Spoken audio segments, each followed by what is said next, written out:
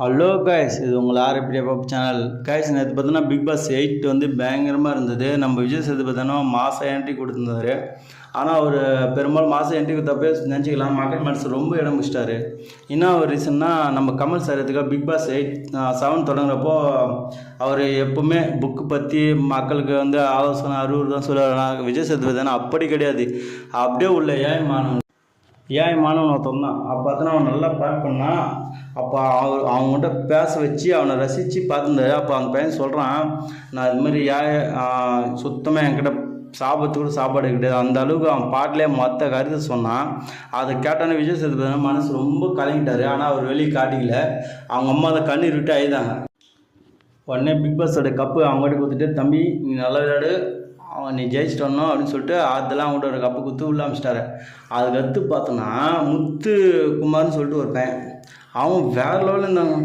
ஆமாம், அவன் தமிழ் பேசல சூப்பராக பேசினான்.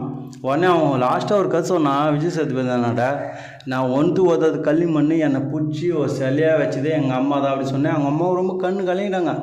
அவங்க அம்மா வந்து அவங்க கையாலே அந்த பையனுக்கு கப்பு கொடுத்து எத்தனை உள்ளே போயிட்டு நல்லபடியாக ஜெயிச்சிட்டு வா அப்படின்னு சொல்லிட்டு போயிடுறாங்க, உள்ளே போயிடுறாங்க. இதில் ஒருத்தருக்கும் ஒருத்தருக்கும் ஒரு கஷ்டம், ஒரு குடும்பம் எல்லாமே சொல்கிறாங்க. அது கேட்க சொல்ல நல்லா தான் இருக்குது. ஆனால் விளையாடுறது தான் தெரியும் யார் அது எப்படின்னு பார்ப்போம்.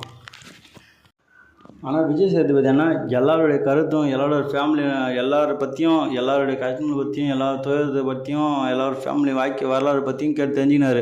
ஆனால் நம்ம கமல் சார் அப்படி கிடையாது. வருவார், பிக் பாஸ் என்ன பண்ணுவார், கலந்துட்டீங்களா சரி உள்ளே போய் ஜெயிங்க அப்படின்னு சொல்லிட்டு புக்கு படிக்க ஆரம்பிச்சிட்டாரு. அப்படிலாம் அட்வைஸ் பண்ணிக்க ஆரம்பிச்சிட்டாரு. இதுதான் நம்ம கமல் சார். ஆனால் விஜய் சேதுபதி அதெல்லாம் மொத்த மக்களுடைய கருத்தும் மொத்தமே ஒருத்தர் கலந்துறாங்க பார்த்தீங்களா, அவங்களுடைய கருத்து கணிப்பு, அவங்களுடைய எந்த நிலைமையிலேருந்து வந்தாங்க மொத்தம் ரீசன் சொல்கிறாங்க கைஸ். ஆனால் நீங்கள் சொல்லுங்கள், இதில் விஜய் சேதுபதி பிக் பாஸில் இருந்தால் நல்லா இருக்குமா, கமல் சார் இருந்தாவே நல்லா இருந்துருக்குமா சொல்லுங்கள் கைஸ். ஓகே கைஸ், பாய். அடுத்த ஷோவில் சந்திப்போம். பாய்.